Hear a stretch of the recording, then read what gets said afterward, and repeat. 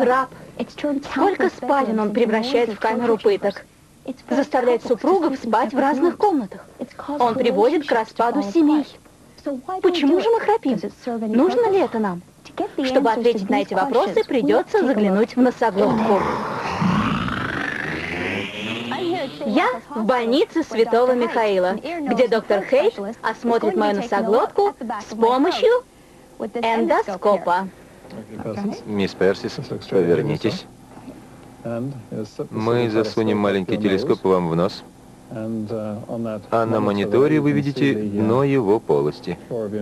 Мы движемся глубже, и вот перед нами ее задняя стенка. А внизу вы видите мягкое небо.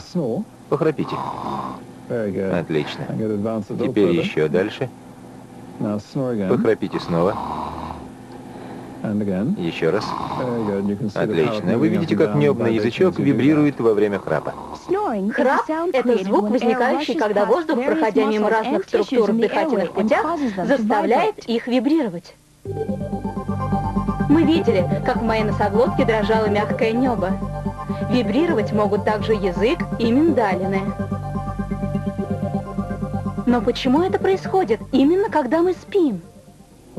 Когда мы спим, мышцы расслаблены, и все более дряблое. А когда мы бодрствуем, напряжение мышц гасит вибрации. Алкоголь, снотворное и даже старость также снижают мышечный тонус, а значит, способствуют вибрации. Ну что, вы готовы взглянуть на этого страшного врага, свирепствующего по ночам в спальнях всего мира? Отчаявшись, жена толкает храпящего мужа в бок. Муж поворачивается, и храп исчезает.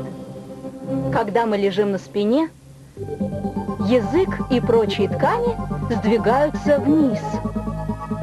Проход для воздуха сужается. Он движется по нему быстрее, создавая больше вибраций и шума. Если повернуться на бок, ткани освобождают проход для воздуха. Это ослабляет вибрации и храп. Хорошо, теперь ложитесь на спину. Все это дрожание и хлопанье тканей в наших глотках создает много шума. Но достаточно ли его, чтобы рухнул брак? В лаборатории изучения сна больницы Святого Михаила ищут на это ответ. Засыпайте. Итак, какой же график здесь отображает громкость храпа? Вот этот.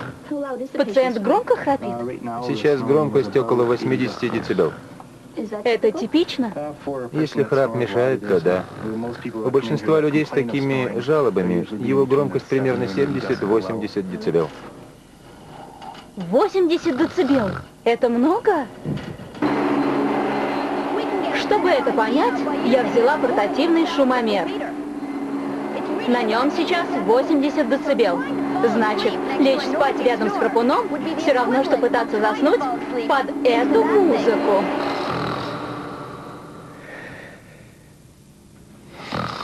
Мужчины всегда считались самыми страшными храпунами.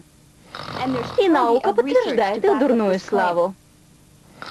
Что же заставляет их храпеть сильнее женщин? Вспомним, храп – это звук, возникающий, когда воздух, обтекая мягкие ткани дыхательных путей, заставляет их вибрировать, как нитки на вентиляторе. Наука считает, что женские гормоны, эстрогены и прогестерон, не дают тканям расслабляться, тем самым затрудняя вибрацию. Если эти женские гормоны ввести мужчине, храп утихает. А многие женщины храпят сильнее, достигнув менопаузы, когда половых гормонов больше не образуется. Шум не единственная проблема при храпе. Этот спящий пациент страдает от самой тяжелой его формы. Мышцы глотки расслабляются так сильно, что она перекрывается и не дает спящему дышать. Обычно он при этом просыпается, и этот пациент продышится, заснет, и все повторится снова. У него тяжелые удушья бывает от 5 до 60 раз за ночь. Заснет, задохнется, проснется, заснет, задохнется, проснется. Организм при этом испытывает стресс и нехватку кислорода. Это может вызвать расстройство и во время бодрствования, перепады настроения, потерю памяти, повышению кровяного давления. Люди боролись с храпом разными способами. Лекарствами, будильниками, прищепками на нос, намордниками, особыми подушками и даже пришивали теннисный мячик на спинку пижамы, чтобы храпун спал на боку.